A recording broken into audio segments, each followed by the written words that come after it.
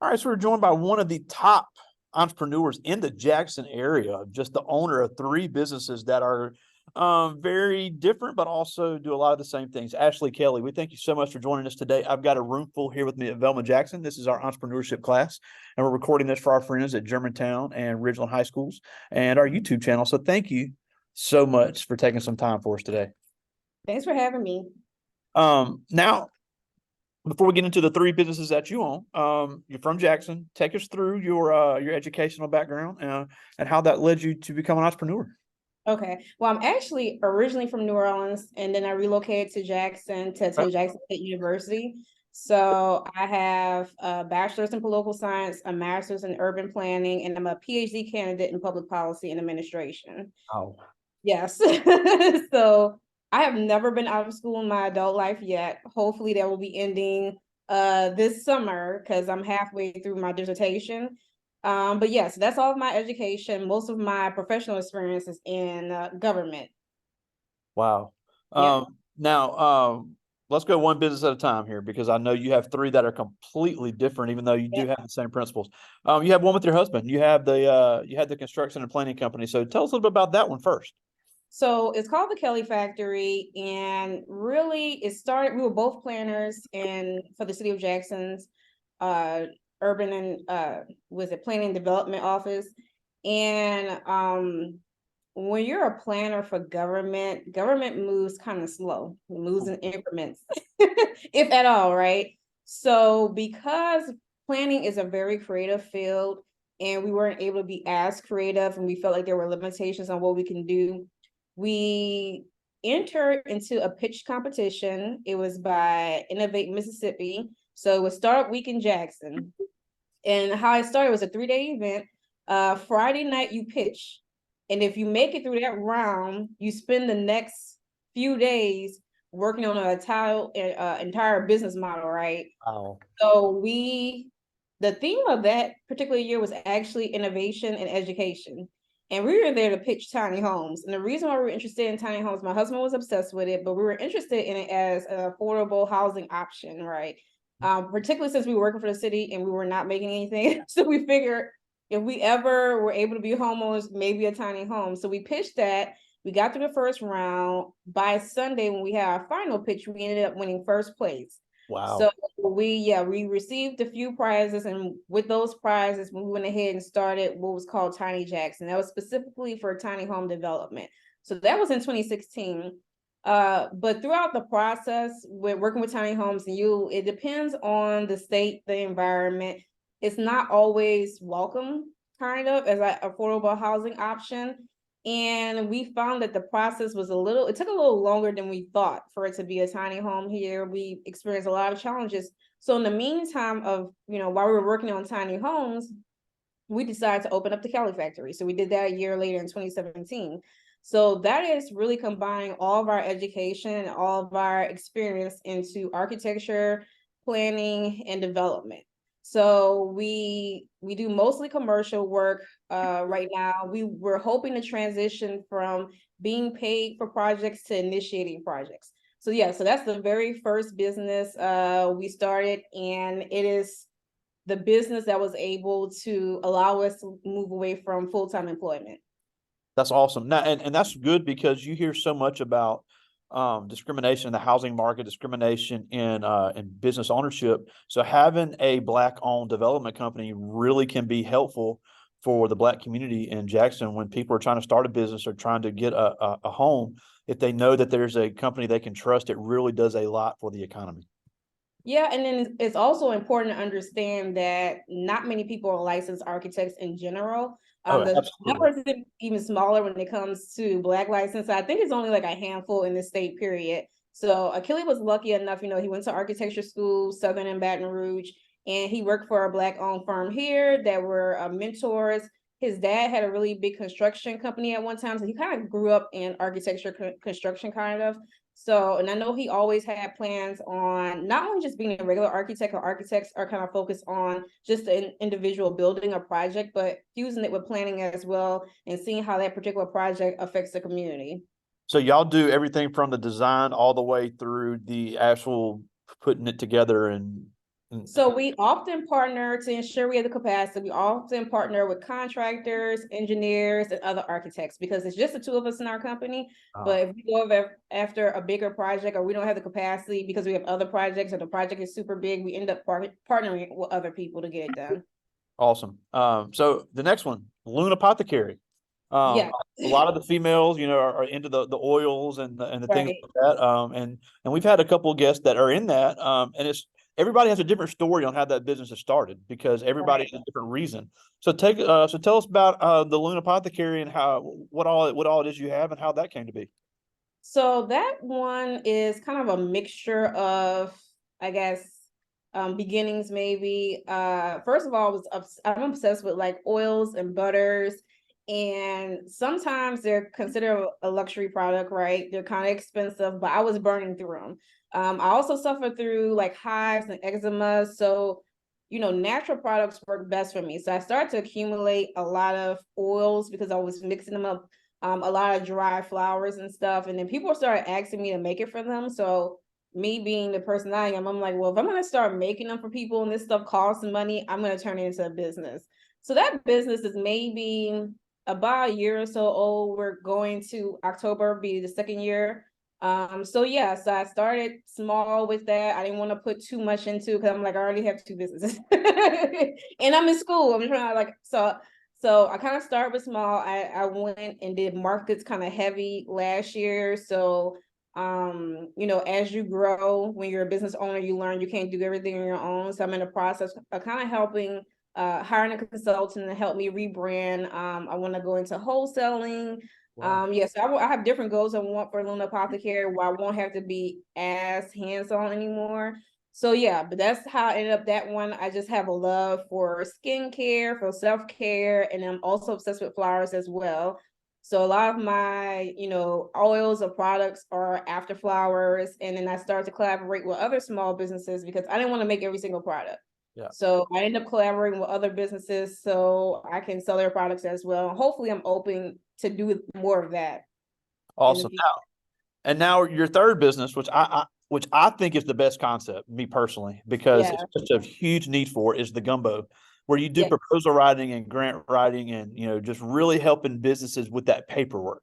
Yeah.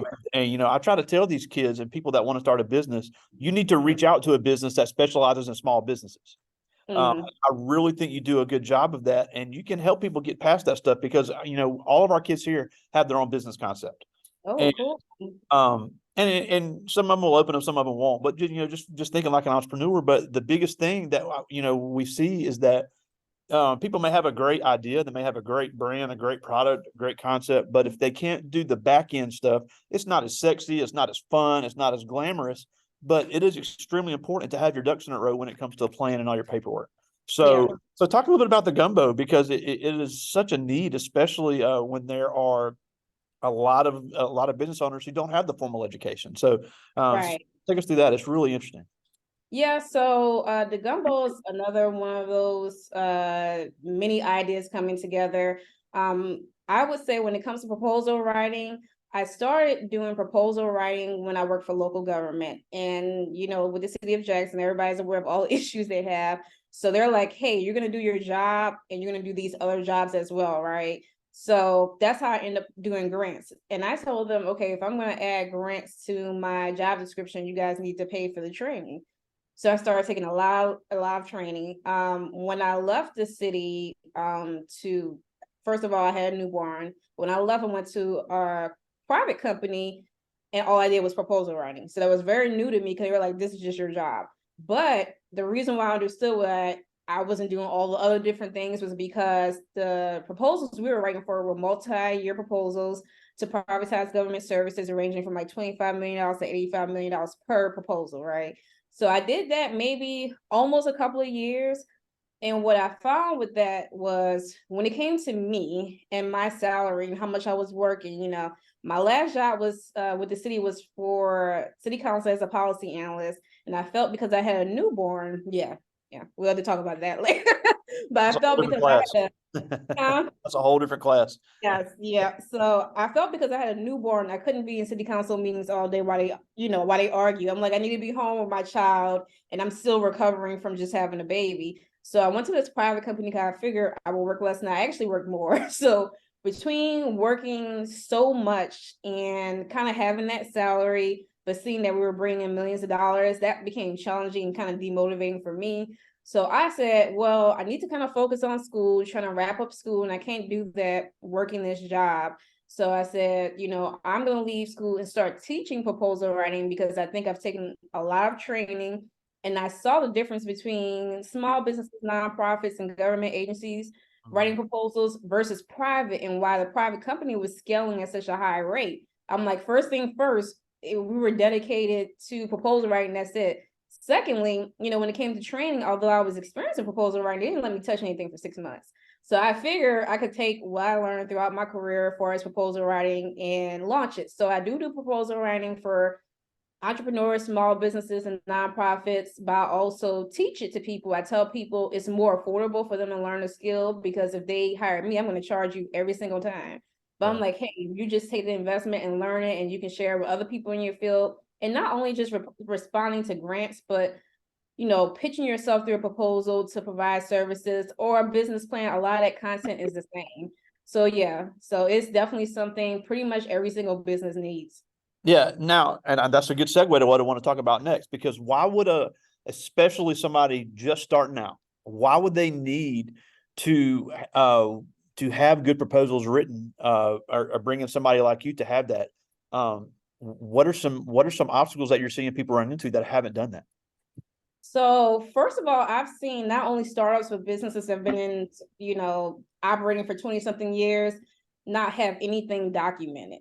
They don't have their mission documented, their vision documented, their staff, their duties. They don't quantify anything. And if you want to secure capital, if you want to secure a grant, you got to be able to tell your story or your whole entire picture. So that's why you need the information, just from that perspective. But also it helps with your operation, because a lot of things they ask within grants and proposals are the same things you need to operate in general. You need to know who your board members are and their roles and responsibilities, and how many people you have served, and what your goals are, and what to do if you don't meet your goals, or different things like that. So it's good to have from an operational perspective, but definitely when you start trying to secure money, they're going to ask you all that information anyway. And in the rare cases, when I know I'm going to work with somebody and I sign a contract and everything, I say, hey, start working on this information in advance, start collecting this content, and it'll be easier for us when we come across opportunities. Instead of us working for weeks or days, we can just start dropping in information, maybe cut some information out depending on the guidelines for different funding agencies. And sometimes they're like, well, why do I need all this information? Or can I keep working on it? And then the opportunity comes up and they're like, oh, this is why I should have had all that information in advance. I often tell people, just collect the information. It's going to be a growing document, because as you grow or as you pivot, the information will change. But just to have it and be able to immediately, we're shopping for an office. We were at the summit and they recently sold the building. So we're shopping for an office, and interestingly, they asked us for our business plan.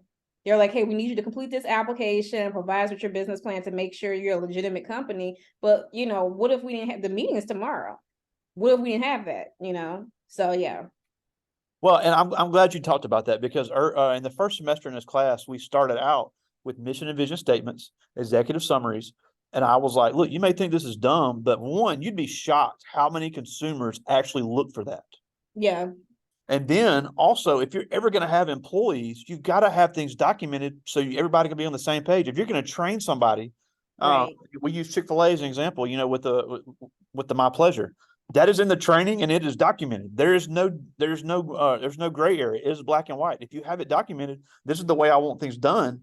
It makes it so much easier. So having that on the front end from the beginning, it is amazing. One, like you said, an investor or a customer is going to want to see it. And then it makes your training and your marketing that much easier.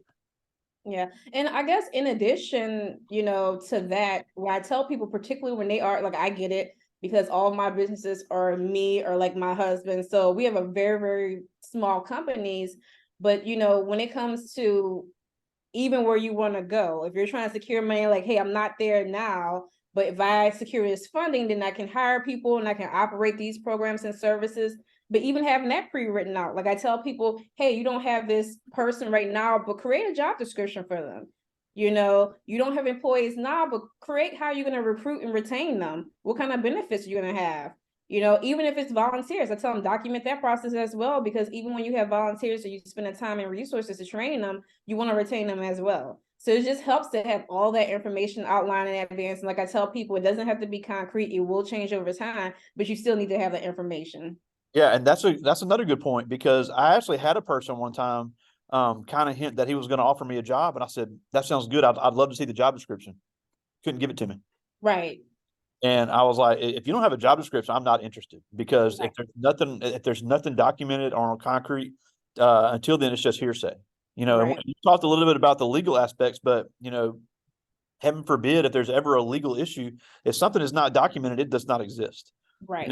We're a real rural area. Our grandparents may have dealt with the handshakes back in the day, but you cannot afford to do that as a business owner. And not just to protect yourself, but to protect your employees. I mean, unfortunately, people will take advantage of minority-owned businesses if they don't have their ducks in a row, and take them for everything they have. So it's a Yeah. matter of security and the protection of your investment. Yeah. And, even when I consult for people, I tell them, hey, this is the recommended software I think you should use. It's easy for you to store information, for us to collaborate. But that's the first thing I do, is try to set up a system for them. So my thing is, I want you to be sustainable after me. Like, I'm okay if we don't work together in the future, but you need to I want to leave things better than I found it. And you need to be able to have access. We're living in very different times. And it's not just about being, marketable or the best for a company, but companies have to do the same thing. And as you stated, if you don't have everything together, even for me, I'm at a point, when you first start entrepreneurship, you're like, give me the money, I'll take anything. But I'm at the point now where I feel like if organizations don't have their stuff together, or entrepreneurs, I'm like, hey, it's not really worth the headache, you know? Now, the last thing before I get to the students' questions is, and I asked every guest about this, and I know the kids get sick of me talking about it, but I can't get it enough. Is the biggest when we've had some kids come out of this class and start their own business, and mostly on the side, but still they've gone into business for themselves, and I immediately tell them, you're not charging enough, because they get in the 16, 17-year-old mindset of, oh, this is a lot, I don't know if I can afford this. And they don't think about a target market willing to pay more for a great service. If you can offer little things here and there, you gives you the ability to charge more. If you can give that perceived value of you're getting more for your money, it gives you the opportunity to charge more. And a lot of young business owners, especially young Black business owners, fall into that trap of, oh, I have to be affordable, or all my friends won't buy anything. That's not who you're trying to sell to. So how have you seen that, and how do you think people need to get over that obstacle? So I would say, for me and every other business owner that I am friends or related to, we all had issues with pricing. And I think part of the issue with pricing is just not discussing pricing at all with your peers, or not securing. There's a lot of, services that are sometimes available to us so we can get assistance. So pricing was definitely an issue for us. Interestingly, we've even had clients say, hey, y'all do great work, but like, why are you priced so cheaply? So I would say, honestly, probably over the last year is the first time we re-evaluated pricing. It took me, like I said, going to workshops, talking with other people to adjust it accordingly, particularly when a person like me, not only am I doing this, a lot of people just start businesses, but I have a career that spans over 15 years, and I have the most education you can literally get. But so I prioritize pricing now. I told you I'm hiring a consultant. Part of that is to work with pricing. The pricing on the Gumbeaux has changed as well. And I think when it came to me with pricing, I thought about people like me. When I was starting out as an entrepreneur, I didn't have a ton of money to do different things. So I'm like, when it came to proposal ranks, I was like, I want to help the underdog, the little guy, or when it came to my products, I'm like, hey, there were a lot of products I wanted, but because it was so expensive, I couldn't get it. I had to wait. So that's why my price, I was thinking a person like me, but I think you can't think like that. You definitely have to know your target market. And the most important thing I could say when it comes to target market is that your friends and your family is not your target market. When it comes to architecture, it's, it's not likely we're going to ever work with family when it comes to those type of services. Even when it comes to proposal writing, it's not likely really it will come to that. But I would say that is a priority, and that people should. It's great when you have an idea and you have a skill and that you are, addressing a need, but it's definitely more important to get trained on how to be an entrepreneur and operate a small business. And obviously, I'm a lifelong learner, but I just went to an entrepreneurship conference for a week a few weeks ago. I'm constantly signing up for workshops as well. I just started another one this week. So it's like you have to constantly learn, because if I'm in a place where I'm still having to work and I'm not really making the money I want, that tells me that, I have a lot of things I have to figure out. So I think that's a big thing. I don't think younger people will have the issue as often as older people, because my dad's an entrepreneur. So I'm like, hey, you need to come to this stuff. You need to learn. You need to keep abreast with this stuff. Because everything has gone up. So why we don't price ourselves correctly, I'm not sure. So it's definitely an issue for minorities. Definitely an issue for women as well. Well, I do have a few questions from the students, and these are all seniors, and they've All all right. come up with their own business concepts. Some are just doing it for the class, but it's still a good concept. Some are really interested in pursuing it. So, the first one's Justin Clerk. He's interested in the gaming industry, but he asks, as a business owner, does a customer having a bad experience make you feel like you need to do better? I would definitely say, I would say that any bad or negative experience is always a learning experience. It took me a long time to feel that way and not take things personally, in particular with proposal writing. In my contract, I have, hey, this is what I'm going to do for you, but this is a list of reasons why you might not receive funding. The people I've worked with, I absolutely believe every single one of them should have been funded, right? But that don't always happen. So I do think getting, and I will always tell them, I said, even when we don't get it, we still need feedback from the funding agency to see what we can improve. And that goes for me as well. So I don't think it ever should be considered a negative situation. You should kind of flip it and say, hey, I can learn from these, whatever negative experience came out of it. Yeah, absolutely. Because I always say you need the customers more than they need you. So you have to Right. find a way to keep them coming back. And unfortunately, you're gonna have some negative interactions, but it's the matter of improving them to be Right. successful. I Um, would also, if I can add, say that 99% of our business is word of mouth. wow. So I would say most of it is people find out about us and recommend us and constantly recommend us. I only know of two situations where they were complete strangers and they contacted me via LinkedIn. Yeah, they might have saw my information on LinkedIn, but having a good reputation and doing good work also has really carried us. So, while marketing is important, like I said, for the most part, we've been, and Jackson is a small community too, as well. But we have been really lucky because we want to do good work and we want to have good relationships with the people we work with. That's awesome. Here's one. This is Shania Charleston. She's interested in the fashion industry, Okay. but she asked, "What is the hardest part about managing three businesses?" The time, I would say Loon Apothecary, because it's the newest business, needs the most time right now. And to deal with that, instead of putting more time in there, I'm getting people to help me with capacity. So like I said, when it came to the architecture firm, that we do lean on other people, hire other people to ensure we build a capacity. So I would say that's the biggest deal. I'm glad to be at the end of my educational journey. And once I am done with that, that will lift a pretty big burden, because, historically, PhD students don't even work. And I'm operating three businesses. I feel like the Kelly factory is on autopilot. I feel like the Gumbeaux is doing pretty well.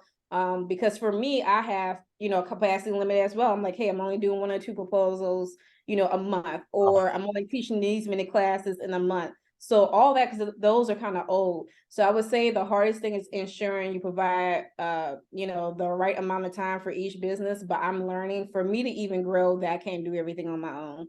Yeah, and that's a great segue to this next question. This is Miles Woodard. He's interested in getting a group that really pushes Black video game development. But he asked, "What is a mistake that you made on your first business that helped you improve your other businesses?" Not securing capital and using my own money for everything. Ooh. I think, coming back from that entrepreneurship conference, everyone I met had secured a ton of capital, right? Even businesses, they were like, hey, I don't have everything together, but I got $20,000. So I would say funding everything to me, if you can, and that goes back to having your business plan, all that stuff together. If you can secure grants and capital, I think that's a priority. It also eases the burden of having to work so hard and to accept any project. You know, like I said, now we're at the point where we're like, hey, we don't have to do every single thing for money. But starting out, it's like we had to do a lot of stuff. And the interesting thing is, I left the city because I needed more time. I left the private sector because I needed more time to work for myself, where I was working even more hours in the same amount of hours. And all of that was, hey, I left employment. I need to be able to take care of my bills and stuff. So I would say not securing capital was probably my biggest mistake. Yeah. And you hear different stories on that and what works best, but it sounds like what you needed, it was a tough one. Mm-hmm. This is Octavia Johnson. She wants to be a teacher. Okay. Her concept is her and her sister want to have an online hair tutorial for Black children that gears toward non-Black parents. Mm-hmm. So really interesting on that. This is, what are some things you are working on for the future to help your businesses? Well, capital, capital across all of my businesses is something I'm working on the future. Like I said, bringing people on to kind of help me with my capacity is something I'm working on in the future as well. And learning to have better balance between having these businesses and my family and even myself. Like I said before, when you're an entrepreneur, a lot of us get into it because we think we're gonna have balance, and you end up working the insane amount of hours. There's a lot of times when somebody's like, hey, I have a proposal, it's worth $3 million. Can you work on it, but it's due next week?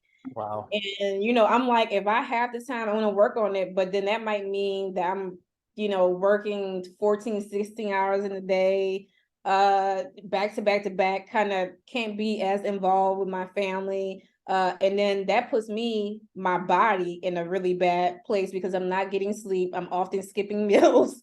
I'm jacked up on caffeine to make sure I get stuff done. So definitely, prioritizing or creating systems where we don't have to work as hard. When it comes to proposal writing, when I started, it was in person. I am probably going to add an option where it's in person, but it's probably going to be kind of like a virtual automated situation. And you check in with me if you have any questions or need any help. But it's just learning that trying to make money while having to always put in physical energy is going to be a priority. Well, is the current priority for us.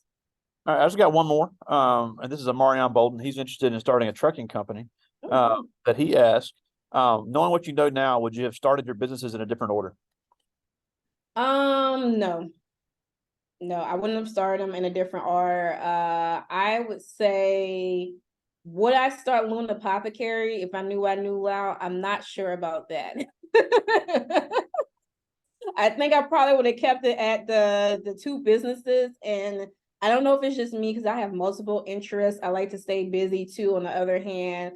But I know I'm trying to definitely stop the habit of making everything a business. So now I'm like, hey, I have a great idea and maybe you should do it or somebody should do it, but not me.